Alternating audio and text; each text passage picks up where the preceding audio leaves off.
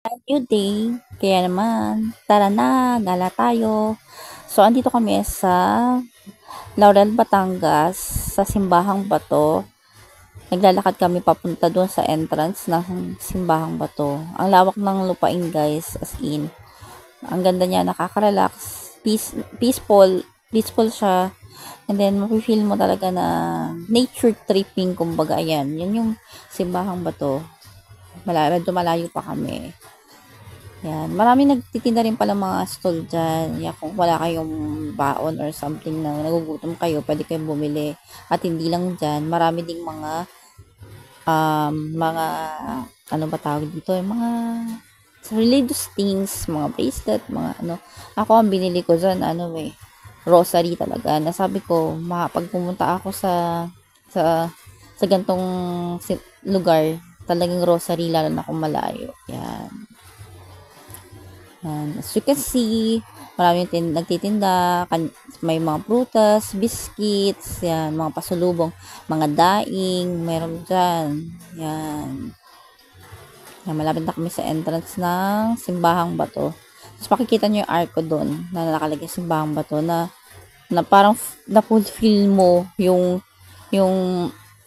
gusto mong puntahan. Yan. Bigla ang aya nga lang to eh.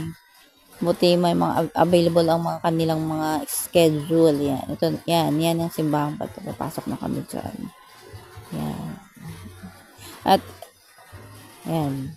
Maraming. Hindi masyadong matao kasi Sabado. Sabi ng mga taga doon, pag Sunday daw medyo matao kasi nga may simba. Yan. Alam ko niya guys, apaka-amazing ng pagkagawa ng nature. Yan. Dito kami sa candle stand. Yan. Nagtiri kami ng kandila para sa pagsugan ng pamilya. Yan. Si asin ko yung nagtiri at saka yung asawa niya.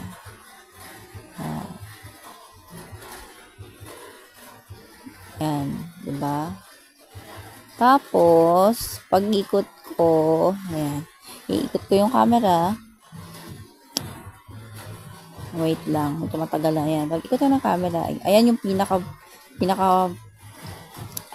itsura ng Simbahang Bato. Yan. Ganda.